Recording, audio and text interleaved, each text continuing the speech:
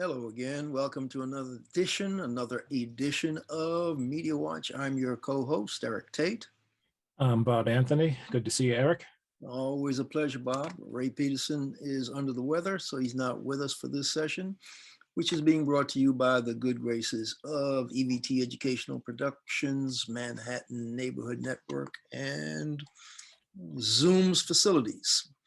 And we're taping the Wednesday before our Monday air, and the stories that probably will still be circulating next Monday when we air, what the status of New York Governor Mario Cuomo will be, and what's predicated to happen if indeed these allegations and investigations take the next turn. So what did you hear about the calls for impeachment, Bob?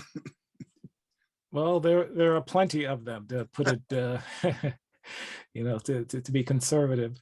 Governor Cuomo is in really deep. I mean, I just this afternoon before we taped downloaded the Attorney General's 165-page report, which a friend of mine who's has some experience in legal writing and has done a lot of legal research in her time, said this was one of the most, not only was it comprehensive, it was very easy to get through because it was well written. And the number of instances and the way that the report was fleshed out paints a very sad picture of a guy who bullied, groped, made suggestive comments, basically let his ego fly free during his governorship. And so this is and you've seen it too, I know, Eric, very damning report. And just about everybody, and I do mean everybody, even Democrats are calling for him to resign now. Yeah, the story that I had actually queued up that I clicked on to open up to read and clicked on the wrong part of the window and it disappeared, was about the latest allegation. The newest was from a state trooper. I have the document up, and the summary of, is it trooper number one you're talking about? As far as I know, there was only one state trooper, and right. And she was plucked out of the ranks by him.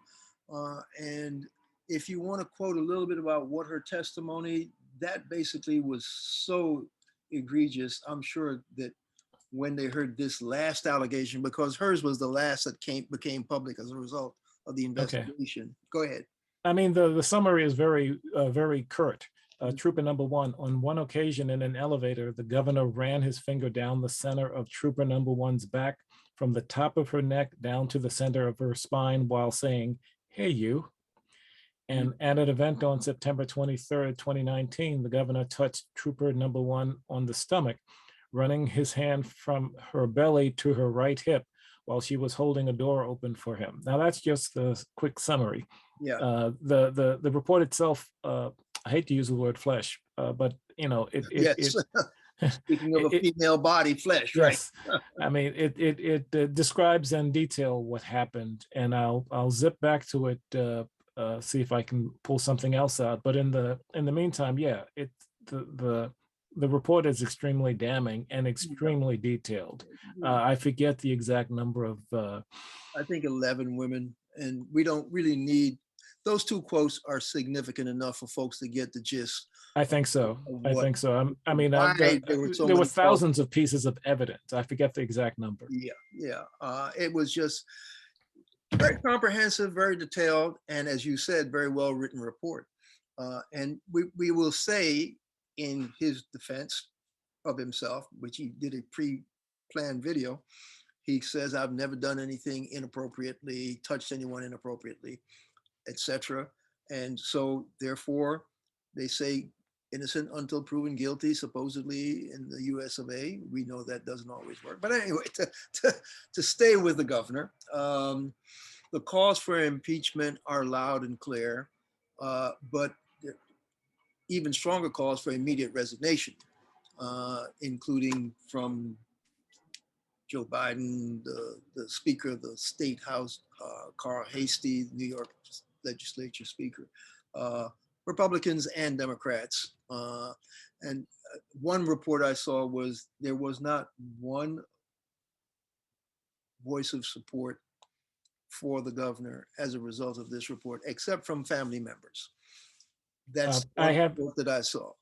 I haven't seen any, and even the Lieutenant Governor Kathy Hochul, who would take over the office should he resign or be impeached, apparently, and I'm just going by news reports, wasn't very close to him to begin with, and she's already said that he should resign. So she's actually, you know, even the Lieutenant Governor has put some distance. I didn't see that, but interestingly enough, in impeachment cases in the state of New York, the lieutenant governor actually would be part of the court, but in the case of the governor being impeached, the lieutenant governor will not be part of the court. I read that too. As I see you've done your research, as I tried to do today myself. Very interesting dynamic there. But yes. But on the part about family support, that takes us, of course, to the media aspect, which is our game. We'll call Media Watch. And one of the interesting things was I saw the headline where Meghan McCain in her last week is making sure she tees off on whoever she doesn't like or whoever tees her off. And her thing was Chris Cuomo at CNN was totally cowardly in not dealing with the story, the breaking story of his brother's damning indictment of the Attorney General's report. And interestingly enough, when I started reading all the related stories, it indicated that he indeed was called before that Attorney General investigative body to testify, which he did. And I'm sure based on what I read, he was testifying in support of his brother, which doesn't surprise me because you're going to support family members, et cetera, especially when they come up with an excuse that, no, I'm a very friendly guy and I touch people all the time. So he's going to defend his brother. But as a frontline headline media person, when his show came on, he, for my money, was mandated to mention the fact that this story had broken. 2, he had been called to testify. And as a result, because of that relationship in the testimony and familiar-wise, he would have said, that being the case, I do not want to report on this story. I'm sure it'll be covered elsewhere. But he didn't even mention the story on his show, okay? Yeah, that's bad. I know that he had gotten bitten before when he had given his brother some advice on how to handle, you know, all of this, the allegations when they first came out. Advice on this, I saw one report not to pick up, but he supposedly helped his brother write the statement that was in the videotape. I didn't dig into it, but go ahead, finish. No, that's just it. And Chris Cuomo got flack from that, and he apologized for doing that and not, you know, being open about doing that. So I can see where he would have been a little hesitant to report on the story. But no, as a journalist and with a breaking story like this, even though it hits at home, you got to say something. And then you can say something like you said, well, I'm family, so it's really hard for me to objectively report the story. That's where it is. But he didn't do that. He didn't even do that. So that is, you know, I understand his reluctance, but as a veteran journalist, he should have known that, okay, I got to read this headline, and let me at least read this headline and put it in the context of how involved I was as part of the investigation. And that is actually valid news reporting, which then you then step back and say, and because of that involvement in that particular thing, that's as far as I'm willing to go and will go. Other people at this network will deal with that story. And his network would have come off looking better, and he would have come across looking better. As it is, Meghan McCain kind of have a quiver in her, and I'm not a big McCain fan, as I've said in the past, but I think she was on target for calling him out for not at least reporting the story. I think the criticism is okay, because I can remember when David Letterman, who's an entertainer, not a journalist, was accused of an extramarital affair, and basically opened his show by, you know, and it's a comedy show. I mean, it's usually really light. He opened the show with that. He said that I have been accused and I admit to, but, you know, we will leave it there. Okay. He and that took guts. Yeah, And he didn't brush it aside. yeah. So Or try to yeah, ignore it, right? yeah, Right. yeah. But We could have used some of that in this case. You're right. yeah, the only thing, I think you've already alluded to the fact that if he resigns, which he doesn't strike me as the kind of guy that would be willingly able within his own ego to resign. And if he doesn't resign, the odds are, and we'll know more by Monday when this show airs, they'll be calling for officially probably putting in impeachment proceedings, because I believe I read somewhere that at least one state senator had already drafted impeachment articles. So they were already proactively waiting for this shoe to drop, it seems like. Yeah, yeah. It's not a good moment for Cuomo. And you and I gave him credit when he deserved the credit for the way he handled the COVID outbreak. And he doled out excellent information when we needed it. And we got to thank him for that. But for this, I mean, you just can't say, well, we'll give him a pass on. No, he can't get a pass on what I read in the report. We weren't going to give him a pass on the back end of COVID when we discovered that they were fudging the numbers on the nursing home. Right. Because he'd done such a great job leading up to that, all of a sudden we get this brick that says, wait, hold on, guess what? And, there's an investigation on that ongoing right now. So and that could be part of his ego. I mean, things were going well. He couldn't have a nasty piece of information statistically coming out, so they fudged the statistics. Yeah, we do have those kinds of problems when people have large egos. So, but speaking of large egos and federal investigations and other investigations and lawsuits, I saw where the California representative Rep.Nunes filed a lawsuit against MSNBC because of something that Rachel Maddow may have said on her show about him failing to turn over some documents. Do you have anything on that one? Yes, if I can cue it up while I think I have it right in front of me here. Yeah. Rep.Nunes, who's no stranger to filing lawsuits against media companies. Right. He filed a suit against MSNBC for defamation over comments made by Rachel Maddow, who, I mean, she's on target just about all the time. I mean, we compliment her work because she does, not because we're pals of hers or we're acolytes or whatever. That's good research. She does excellent research. And in this case, the congressman claimed that she defamed him because she made comments in a March 18th broadcast that said that he had refused to hand over to the FBI a package he had received from a suspected Russian agent. And it turns out that he had already handed the package over and claimed that MSNBC didn't reach out for him for comment. Now, MSNBC might have missed the ball on this one. Somebody didn't make a call, somebody didn't follow up in time for the broadcast. Not that I'm giving Rachel Maddow a pass if she didn't do her research. They may have failed to do that. And yes. then again, they may have done that and had records to indicate how often they tried. And I don't tend to take Rep.Nunes' word. I don't either. When it comes out. So what I'll say is, let's see how the suit plays out, because how many suits did you say he'd previously filed against media companies that were rejected by the legal system? Yes, this is not his first media lawsuit. He went after CNN for 435 million plus and Twitter for 250 million in 2019. And I should give credit to the source I'm reading from. I'm reading from the Wrap. And a parody Twitter account he cited in the lawsuit called him well, I'm not going to read that entire thing, but he has a very bad track record with his suits. Over the last year, judges have rejected, basically out of hand, 3 libel or defamation suits that Nunes has filed against CNN, The Washington Post, and Twitter. So there's a good chance, this will go down the same way. But he does have a little bit of meat in this story. Yeah, let's see how this one unfolds. So far, he's 0 for 3, but let's see what happens on the 4th try at bat. Yes. And lawsuits, since we're on the lawsuit thing, there's a story that we did here on Media Watch last year, I think about 18 months ago, 12, 13 months ago, about a Black man who was physically assaulted and threatened with all sorts of racist stuff by a group of folks somewhere out in the Midwest, where he was on his knees by a tree and people throwing a noose something. Bob, you probably got more on that than I do, but Yes.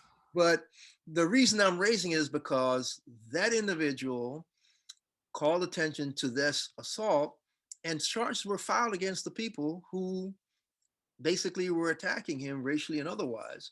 And now I just read this headline that says he has now been charged by a special prosecutor with assault and etc. Bob, bring us up to date on this one, because this is another, there being Black in America. That's the usual. Update us. Yeah, it's a gentleman named, I believe the first name is pronounced Vo, Vauxx, Vo Booker, Vo Rush Booker. And yeah, he says in his Facebook post that it's been a year. He posted this in July. It's been a year since I was attacked at Lake Monroe in Bloomington, Indiana, by, and he names his attackers, Sean Purdy and Jerry Cox, among others. And they basically, Mr. Booker was walking through property he didn't know belonged to someone else. And a group of whites surrounded him, pinned him against a tree, and basically threatened to lynch him. And that's all caught on a cell phone tape, film. We aired some of that back then. You think there's a possibility it might roll? I might. I'm going to give it one shot. Let's see if we can get this to roll here. And he basically, let's see if I can do this carefully without without losing us. Screen share. Yes. Do I need to and share? I might have it. Let's see. Share sound. I have to remind and optimize for video clip. See, we're learning to use Zoom as we go along here. And here we go. And I'm going to try. This is the video of the event. It's less than a minute. I'll cut it off if it runs longer. But this is what happened in. Are we seeing it? Sean, let him go. We're just trying to get out of here, guys. Are you seeing it, Eric? We're just trying to get out of here. Okay. And I don't have the sound up.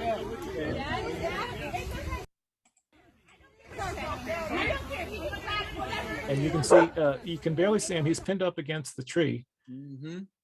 And I'm going to keep it going. Yeah, it broke up. Okay. And he's there were people demanding that let him go. The people, somebody's saying, let him go, let him go. And the people are saying, no, we're going to hang on to him. And watch the guy that comes out. I'm going to. Saying back off, and watch the guy to the left who comes into the screen. Let him go. There he goes. And he's swearing at the cell phone tape, and then he slaps the phone out of the person's hand. And I'm going to stop the share then. Yeah. That's what happened. That's the video evidence. Yes. Of the encounter, and he's the guy who's being surrounded by all these white supremacist folk. Okay. Right. And tell him, Eric, what happened after and so those guys have been they filed charges against that group. Yes.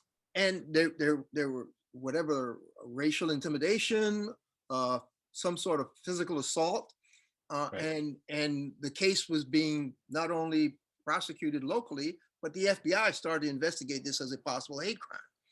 Now, what does his Facebook post say in his update? He is now, a special prosecutor was appointed, and now he's being charged with the same charges pretty much that the first group that assaulted him were charged with. Exactly. What is his quote? Can you quote his Facebook?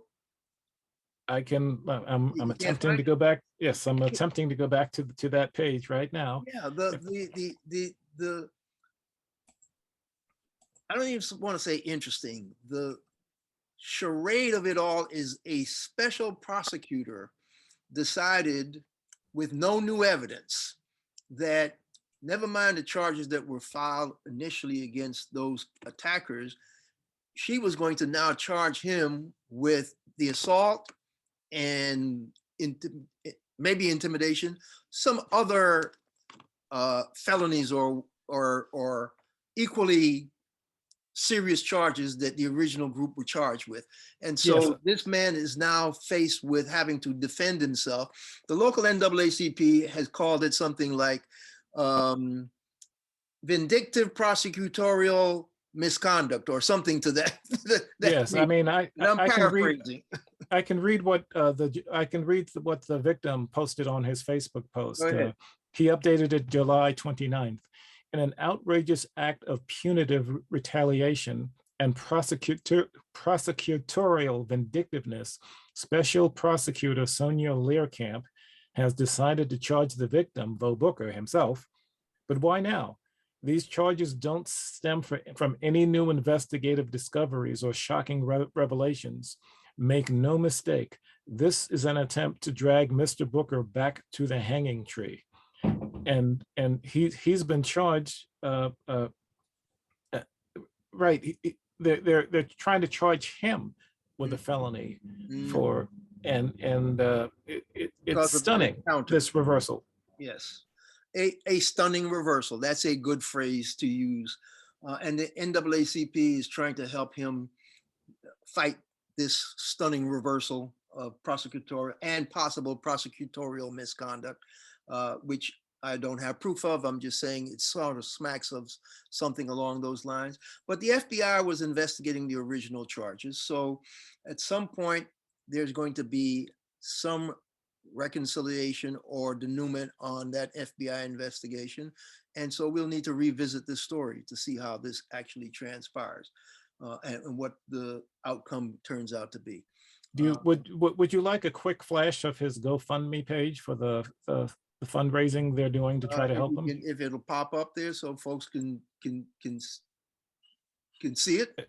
I can do it real quick and then I'll take it off so that we can continue, since we have there we go.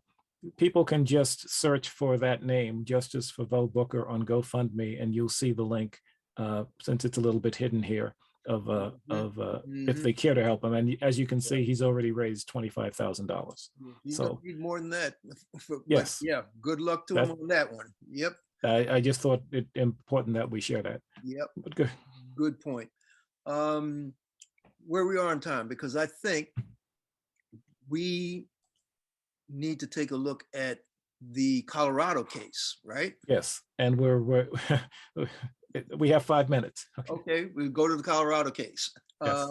And the reason why we're sticking with that is because the crazy audit is still going on in Arizona with the Stop the Steal craziness. But a Colorado judge basically said, enough of this craziness.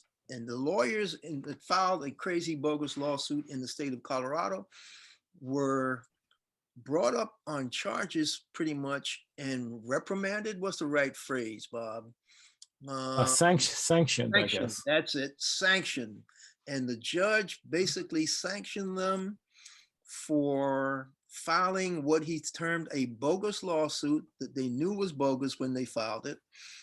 And the quote that I'm paraphrasing, it says, "This is the stuff of which insurrections are born."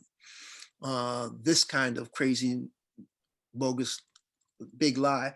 He castigated them for cutting and pasting non-verified charges from Sidney Powell and the Attorney General of the state of Texas in their bogus lawsuit that other federal judges have thrown out for total fabrication and inaccuracies. And so this Colorado judge just basically said, you people, well, he didn't disbar them, but he said, you are going to pay the legal fees that were accrued by the people who had to defend this bogus lawsuit. Yes. I mean, and from what you were reading to me before we went on air, the judge basically eviscerated the two lawyers for, like you said, cutting and pasting, lack of research, repeating false narratives, and basically not doing the jobs that the Bar Association assumes that they will do once you enter the bar. So in fact, I'm a little stunned they weren't at least suspended. I But they would, are, I would have been nice if somebody had lost a license to practice law for filing a totally bogus lawsuit like that, demanding $165 billion or some crazy nonsense in judgment against the defendants. yes, they'll be paying something. They'll have a Mhm. nice fat bill to pay up Mhm. at some point. The judge by the name of N. Reed Neureuter in Colorado, he just said, you know what, you people, he was incensed. I mean, he read Yes, them the yes, riot act. yes. I mean, I have the Newsweek story up. I mean, I know you're reading a different version, but yes, I mean, imagine this: the lawyers, and let's go ahead and name them, Gary D. Fielder and Ernest J. Walker, have to pay the legal fees of defendants Mark Zuckerberg and Facebook's imagine, founder. yes, Yep. imagine how much that lawyer would have cost. Zuckerberg, So his counsel costs money.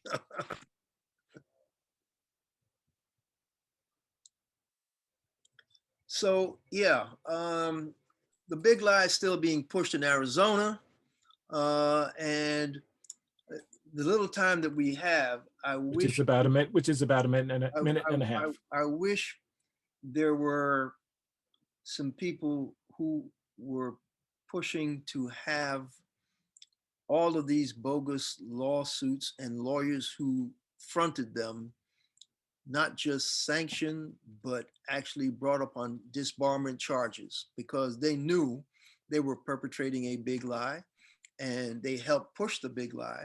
And that big lie caused January 6th. And we could tag January 6th with the fact that Officer Dunn, who testified before that congressional hearing, he got called the N-word while he was defending the Capitol. He's now And he being got targeted online. roughed up physically that day, right? Yeah, And he, yeah. And now he's verbally being racially assaulted online by these crazies. So anyway, this has been Media Watch, folks. I'm your co-host, Eric Tait. I'm Bob Anthony. Catch up to us on Twitter and YouTube at Media Watch EVT. And we didn't do anything on the moratorium being extended, but that story will probably still be kicking around when they talk about how legal it is or will be thrown out. But we'll catch you the next time, folks. Stay safe.